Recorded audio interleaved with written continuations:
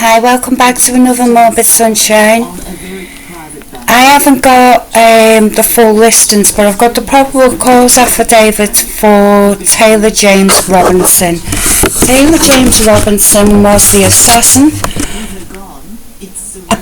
allegedly, that shot Charlie Kirk,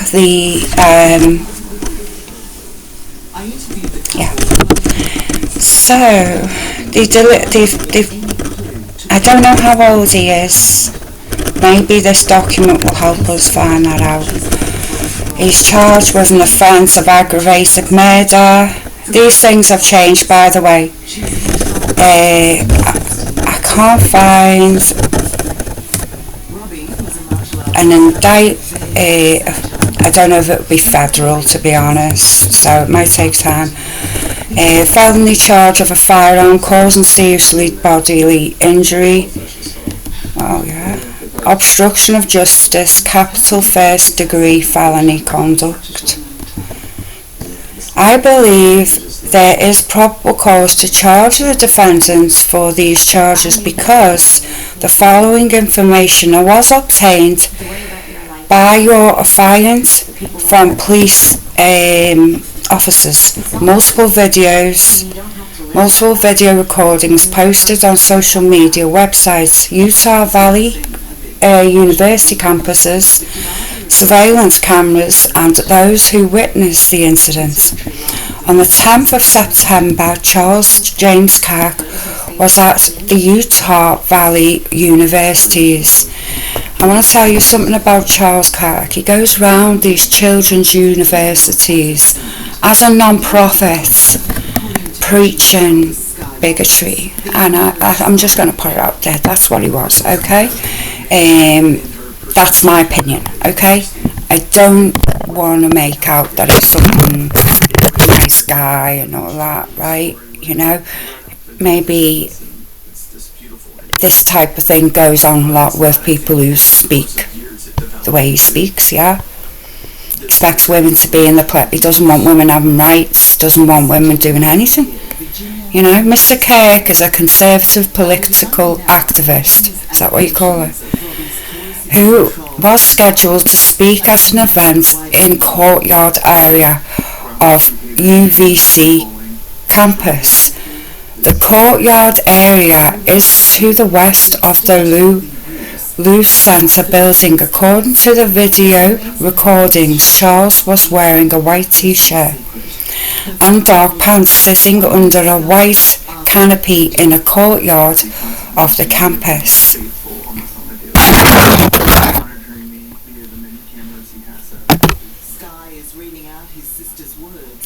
Facing the east, the event was attended by hundreds of individuals. Charles was surrounded by people, with multiple individuals to his left and right and rear and front of the canopy. Behind the canopy was a walkway used for access to various parts of the university. I believe he had a body armour suit on as well, Charles. Charles was holding a microphone and speaking to the crowd. While speaking into the microphone, a loud shot was heard approximately at 12:23 hours, and Charles appeared to have been hit in the neck. Blood was seen coming out of the left side of his neck as he fell over to his left. Charles was transported to Timpanogos Regional Hospital in Orem. Charles was pronounced deceased at the hospital. Investigators reviewed the Utah Valley University surveillance cameras. While reviewing the surveillance cameras, investigators observed the individual on the rooftop of the center building on the UVU campus at the time of the shooting. Hereafter, the unidentified individual will be referred to as the suspect based on the surveillance camera footage. Suspect appears to be a white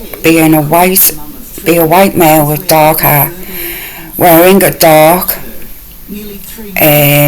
coloured hat, sunglasses and a long sleeve black shirt, with a picture of the American flag and an eagle printed on the front, in dark jeans, and a white and grey shoe with white shoes. Suspect is also carrying a dark coloured backpack on his back. Suspect walks with a distinctive, I think limp they mean gait. Prior to the shooting, suspect appears to walk with a stiff right leg and at a relatively slow pace. Suspect's ability to bend his right leg appears to be restricted, so that's where they're saying he had the gun. Investigators were able to track suspect's movements on the UVU campus starting at approximately 11:50 hours on the 10th of the 9th. At approximately 11:50 hours, the UVU surveillance camera first captured suspect walking across the grassy area of the north of the campus drive at approximately 800 west. Suspect walked south through the parking lot and approached a pedestrian tunnel that runs underneath the campus drive. Before entering the tunnel, suspect paused at the top of the stairs and pulled out what appears to be his cell phone from his right pocket using his right hand. At approximately 11:53, suspect eventually put what appears to be a cell phone back in his right pants pocket using his right hand. Surveillance captured the suspect making his way towards the centre. At approximately 12:02, the suspect was recorded walking on the north side of the Loose Centre building, walking with the same limp and as observed earlier. Suspect entered the Loose Centre building through a set of stores on the southeast corner of the Loose Centre building. At approximately 12:15, suspect was observed walking up the Centre building. At approximately 12:15 hours, suspect was observed walking up the stairs that led to the common area adjacent to the Loose Centre building. Suspect walked to the shore concrete wall that separates the common area from the rooftop of the Loose Centre building. At approximately 12:17, suspect climbed over a short wall and appeared to crouch down on the north side of the wall on the rooftop. At approximately 12:22, suspect stood up and started running across the rooftop of the building. A notable limp from previous surveillance was absent. Suspect ran to the west side of the rooftop and appeared to scoot along the rooftop area as he got close to the edge of the rooftop.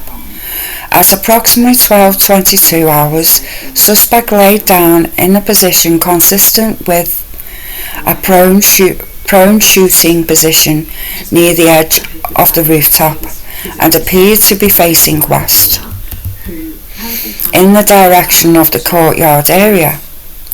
The rooftop of the centre building overlooks the courtyard area where the event featuring Charlie Kirk was taking place.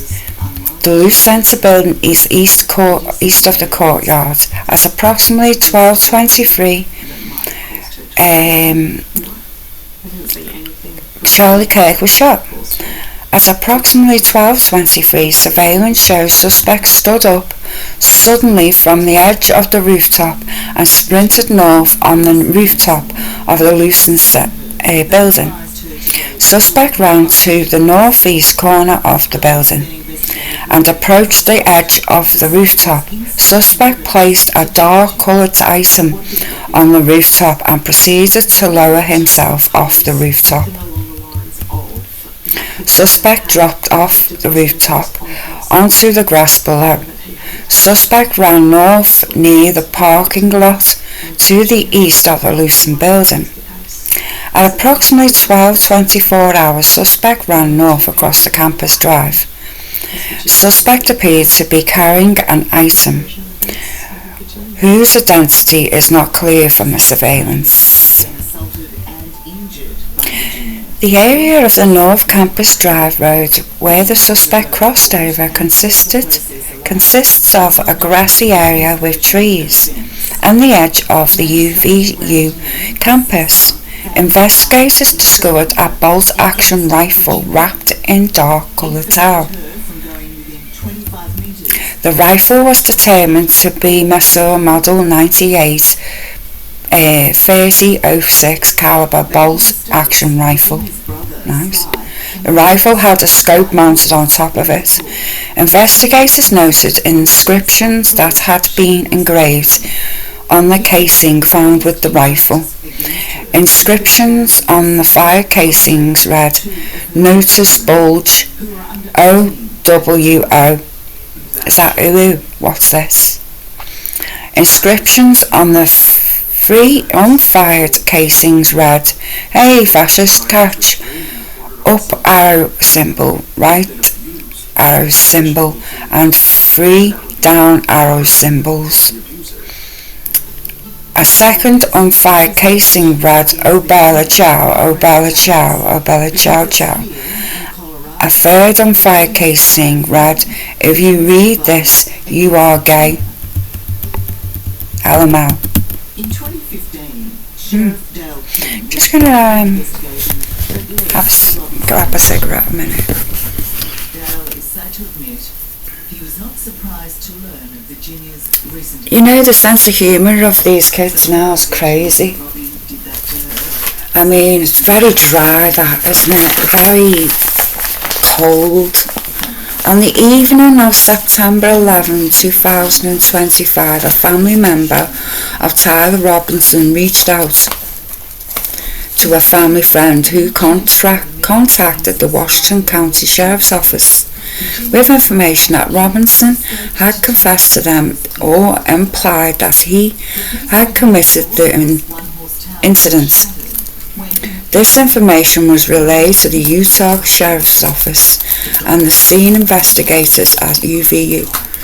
This information was also conveyed to the FBI.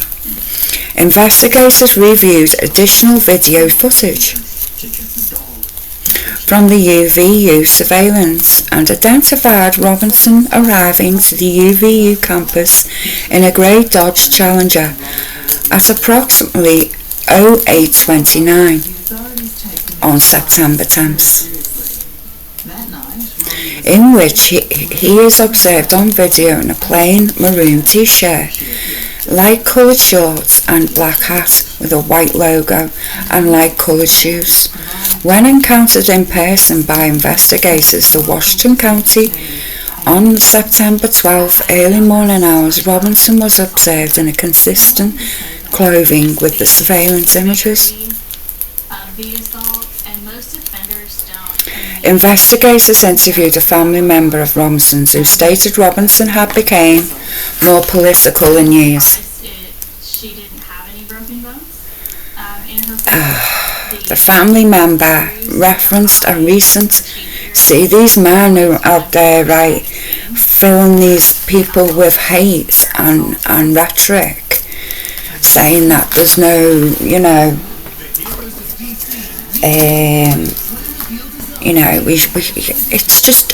it's just another form of grooming to me, grooming these boys. Investigators interviewed and he become political in recent years. The family member referenced a recent incident where Robinson came to dinner prior to September 10, 2010, and in conversation with another family member, Robinson mentioned Charlie Clark was coming to the UVU. They talked about why they didn't like him. Loads of people didn't like him. I wonder what the reason was. Let's have a look. And the viewpoints he had. The family member also stated Kirk was full of hate and spreading hate. The family member also confirmed Robinson had a grey Dodge Challenger. Don't know what that is.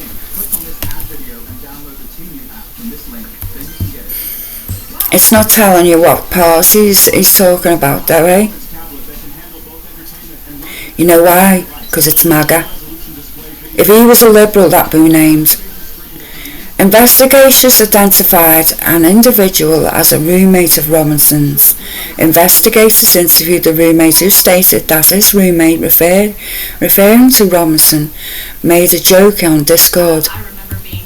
God, all these people who just don't... Oh well. Investigators asked if he would show them the messages on Discord. He opened it and showed several messages to the investigators and allowed investigators to take pictures of the screen as each message was shown by Robinson's roommates. I don't know if everybody's seen them. These photos consisted of various messages. I mean, the messages towards the trans community, hating trans and all that, and not accepting that. A lot of kids would be hurt by that if the MAGA community are like that about it, and they're going out with someone who's clearly going through the process, you know.